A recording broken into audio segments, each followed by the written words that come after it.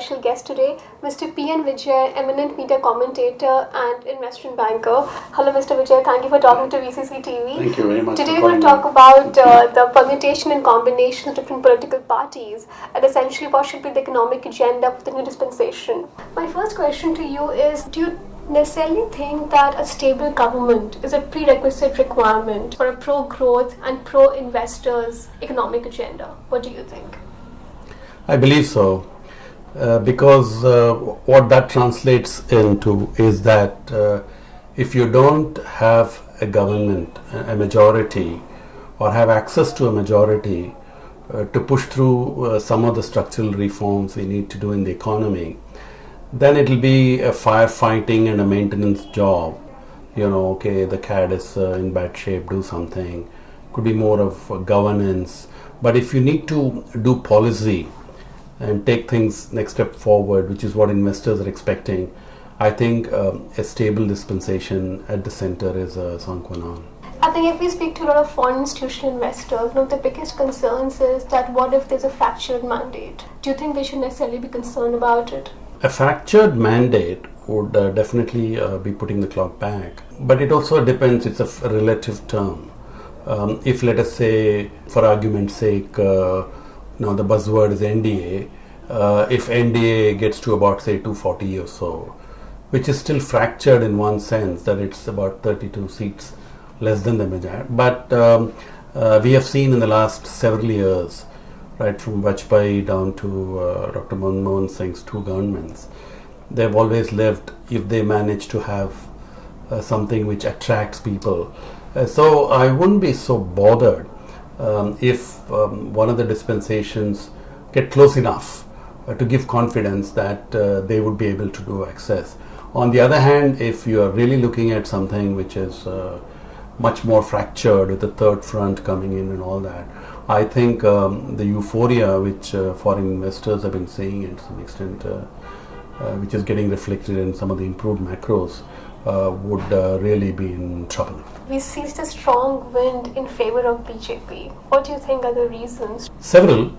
I think the first is people are rather unhappy with the present set of people, the UPA. I mean, they had a 10-year reign. And at the end of the day, people felt that whatever reason, they haven't been able to deliver. Especially in the last 2 years when the global economy has turned around. If we had problems on GDP in 2008 or 9, people would say, oh yes, the whole world was passing through a subprime crisis and so much. So there'd be understanding.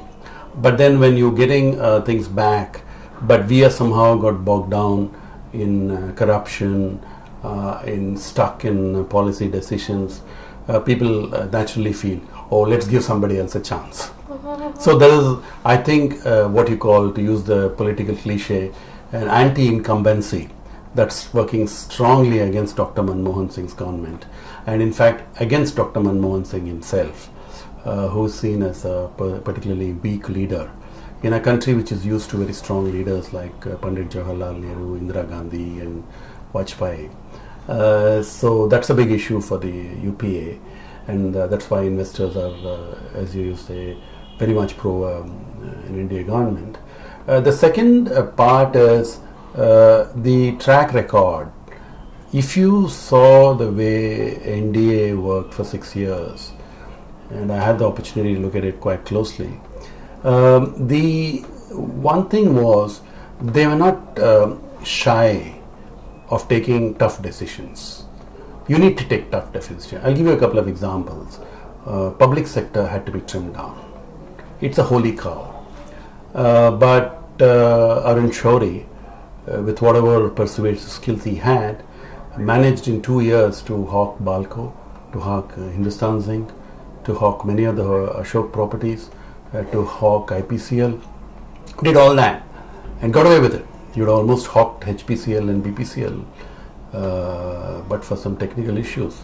So you're talking about, the second thing is something much of a landmark like insurance, that had been a monopoly of the state or the central government companies. and then NDA managed to get foreign direct investment into it.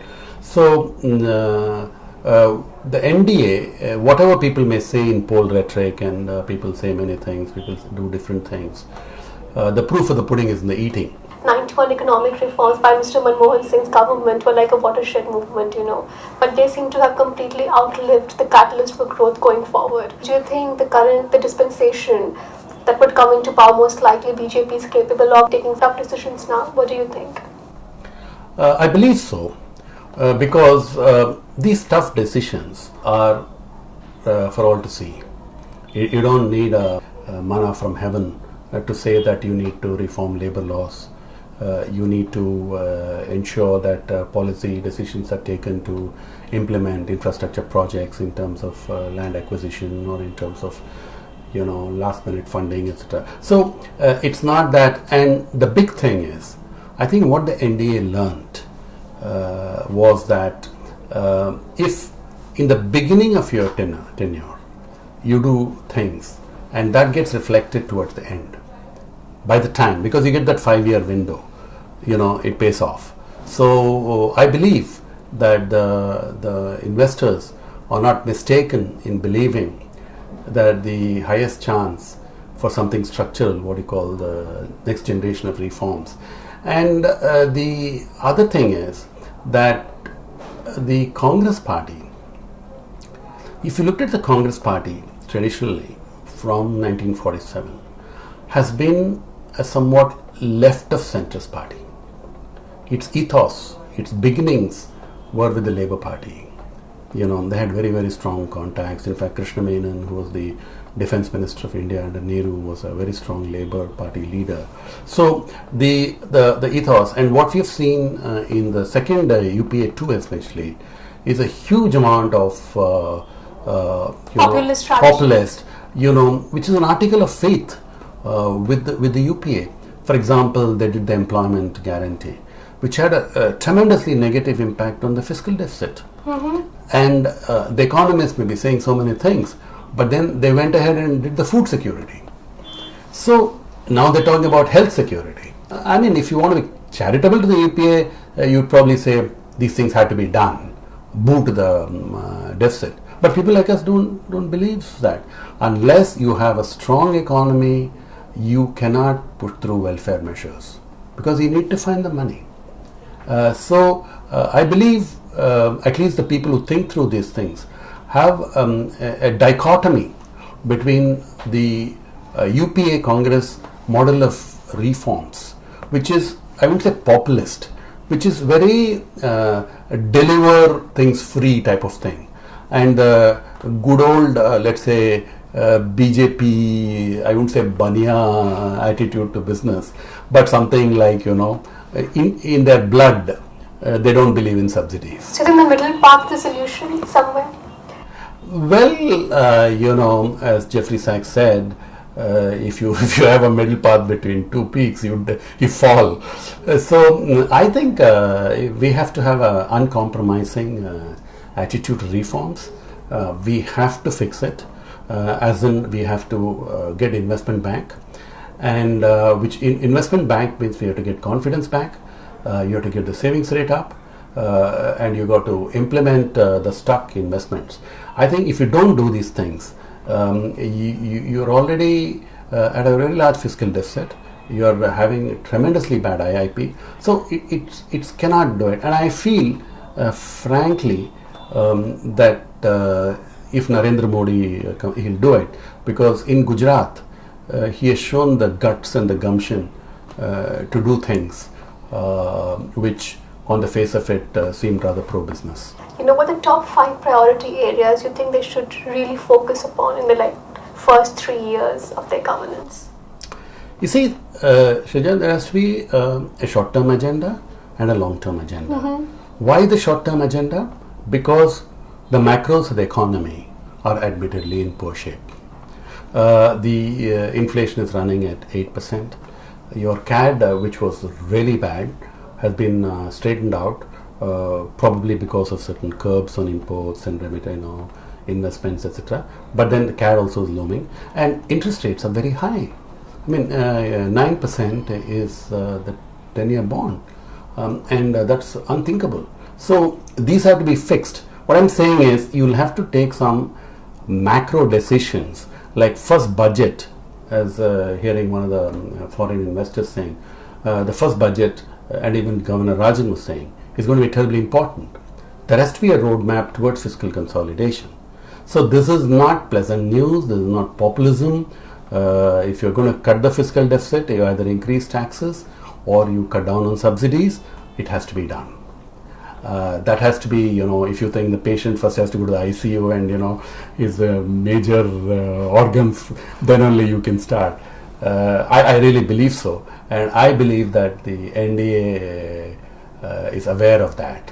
They've got people who are aware of the enormity of the problem. Not that the Congress didn't have. I think Chidambaram and others are, to give them their due, they have been highlighting these issues. So in the short term, they would need, say, a year and a half to fix the economy. When I say fix the economy, get interest rates down, get inflation down, and get investment sentiment back. If they manage to do that, after that it will be pretty easy. Then they could undertake things like your FDI, increased FDI in insurance. They would not probably like to do such controversial things, the GST and all that, which is what we mean by structural reforms, and probably making labor laws easier so that exits are made easier. So that has to be done, I would say, from the start of year 3. But first 2 years, I think, so that our ratings are not under threat, our macros, our fisc is back to less than 4%. They have to attack the problems without any gimmicks or anything. And I again feel that's why we need a strong leader. You need somebody to go out and say, hey guys, things are really bad. I need to, increase diesel prices. I think I need to do this. And if anybody can do it, I think Narendra Modi can do it. But why there's so much of strong bias towards Modi? Does he really have a magic wand to come and just fix all the problems out there? I feel India doesn't have that many problems. If you look at India as a big, we don't have unfixable problems. I'll tell you why. We are not such an export-driven economy. It is not concomitant that the US and Europe are doing well and absorbing our goods. We have a high savings rate. Okay, so we have a tremendous knowledge base, which makes our services sector. How many emerging markets in the world have a 55% service sector? So our strengths are there.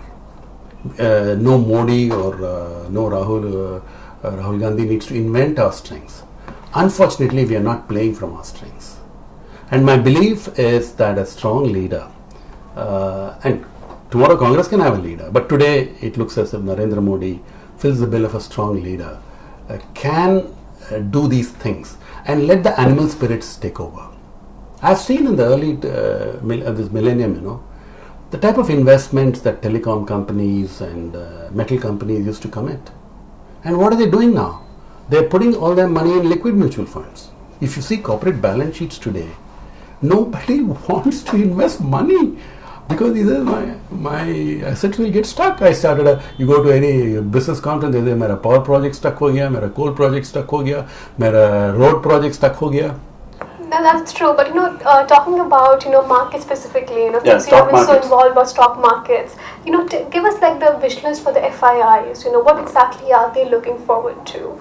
When we talk to long-term institutional investors into private equity, they essentially take a GDP view. It looks like that India currently is at the bottom to optimism index for them. I think China sort of tops the rank. Return expectations from India has been really low. Talking about the FIIs wish list, how does that look like to you? FIs, I think, have a pretty strong wish list from India because they have been a bit frustrated for too long. They put in a lot of money. I'm not an FII, so for me I have to just sort of guess their mindset. My sense is that they may not have the patience. They need to have patience. I'm saying that the new government first has to set the macros right. When I say macros, inflation, interest rates, etc. Then they will start, get projects going, which is governance. It's not policy.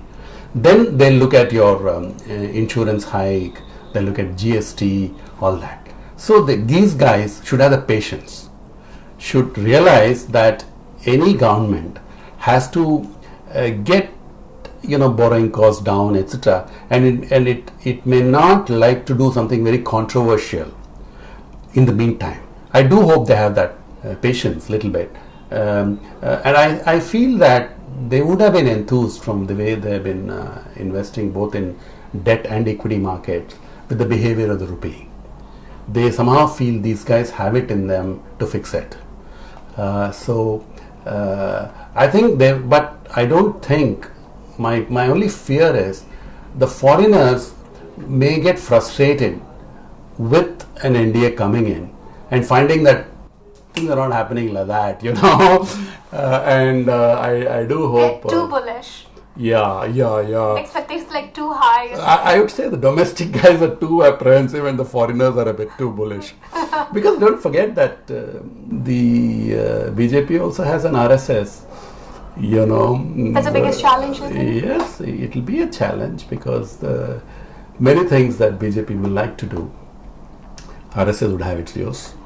And so just like the NAC of Sonia Gandhi had its strong views about things, it's possible that the RSS may look askance at if they try to do something. But then, Vajpayee handled those things quite well. He took the RSS along and many things. But their campaign failed, India's Shining campaign. Lessons to be learned from that, what do you think? Yeah, I think they're learning it. I think they sound very populist, though at heart they're not populist. So I think they've learned. They've learned to be saying the right things on TV. That's why they're delaying the manifesto also. I think the first cut could have been a bit too strong and could have been taken apart by the opposition, especially Mr. Kejriwal. 3 missteps that they should really avoid in the over-enthusiasm. What would those be? Well, that's a difficult question. I'd say they should avoid populism. They should avoid, getting sort of succumbing a little bit to pressure groups and doing things which affect the macroeconomy. For example, if they reported a lot of spending in the first budget, or a reduction in taxes. Even within the BJP, people have been calling for a reduction in taxes, etc. And that will send the fiscal deficit to say 4.9 or something. That will be a disaster. So my first advice to them would be to just be, now that you got the power, and in India very, very rarely people are thrown out in the first 1 or 2 years. People are just tired of unseating governments. You just fix the economy. Get the investors back on your side. They are sort of hoping, but let that hope get confirmed. Don't try to do anything which on the face of it would appear very nice, but which will hurt the economy. And here again, I feel that they've been making the same thing. They want manufacturing to get more investment, and which means that they'll create more jobs and service sector will grow. So I think they've got it right. But knowing the level of unhappiness among people, there might be a tendency to open the tap. They should avoid that. Because all this euphoria which you've seen in the last 6 months can quickly go away. I've seen 1984 when Rajiv Gandhi came to power at the biggest majority ever after Mrs. Gandhi got assassinated. Much bigger than Mrs. Gandhi or Nehru ever had. 411 seats he had. And he blew it in 2 years. Just blew it in 2 years. So it's not that goodwill is there forever. There is a honeymoon period after that, So it's not that the FIIs would vote for you. So you've got to be mindful of that. So it's only the Congress and the BJP who have set views on economics, and who've got people in their cadre to implement what they say. The others, I really doubt their ability and competence to do that. And here again, I think investor credibility is very important, and NDA would have that, at least to start with, and they need to get stuck-up projects going. somehow, in spite of their whatever efforts the UP has done, last 1 year, I mean, you're doing golden quadrilateral in the highway programs at about 2 kilometers per day. They're ridiculous. You can't do things like that, whatever reason. So you got to get the investment, several lakh crores of investment made in power plants and infrastructure, getting productive in the economy. What should keep Narendra Modi awake in the night? 3 biggest challenges for him. I think one challenge would be for him that he may come to Delhi and find out that the Delhi is not Gujarat, and the pulls and pressures on him may be very tough, given the regional character, and so for him to convert some strategy into action may not always be possible. So that might put him off. Because one thing in Gujarat is he's had some sort of a free reign. But Delhi is going to be a lot more difficult. That's going to keep him sleepless nights. And second, I think this whole communal angle, the Congress is not going to keep quiet. They're going to keep talking about Godhra and this, that and all that. And some of his attention, for you and me, the economy is so important, but for him, survival is key. So he might get diverted, or surely since he's had sleepless nights about this Godhra something popping up. So I guess he will not have much of an issue in taking his party along with him, or NDA. But these external factors may wear him down. He has to be very watchful on that. Mr. Vijay, there is so much of focus about the negativity of the UPA government, how they have not necessarily delivered. But I'm sure they must have done some good things also at the economic front. Why don't people necessarily talk about that? Well, you're right. It's not that the UPA did all wrong or anything like that.